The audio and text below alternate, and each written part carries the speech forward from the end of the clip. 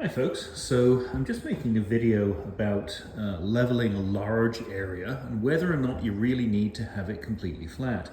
So the issue we had is we have about a 2,000 square foot basement that's in several different rooms, but each space is between about 20 feet and sort of 45 foot long by sort of 10 feet to about 20 feet wide.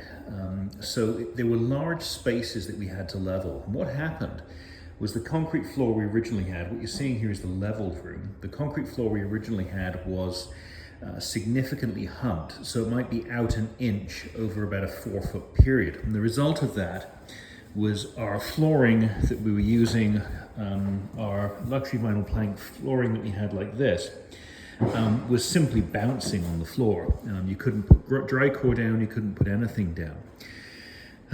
So we tried to speak to some contractors, and they sort of indicated that it couldn't be leveled, or not without some very, very significant expense.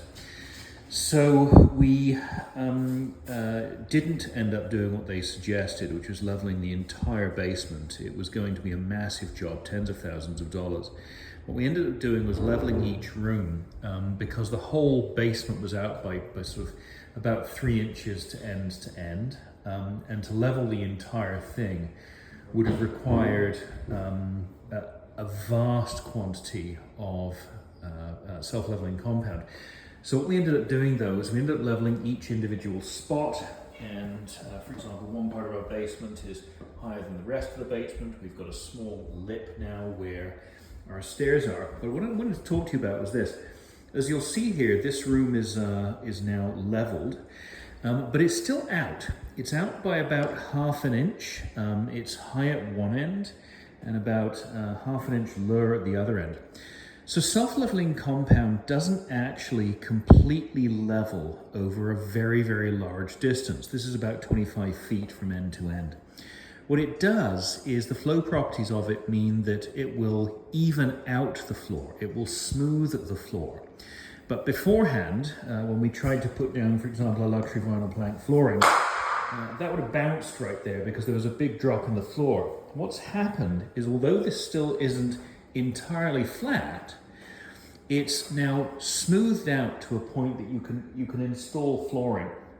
This whole space took us about, I think it was about 15 bags of self-leveling compound, and it still isn't perfect, but it's good enough to put in the luxury vinyl planking flooring.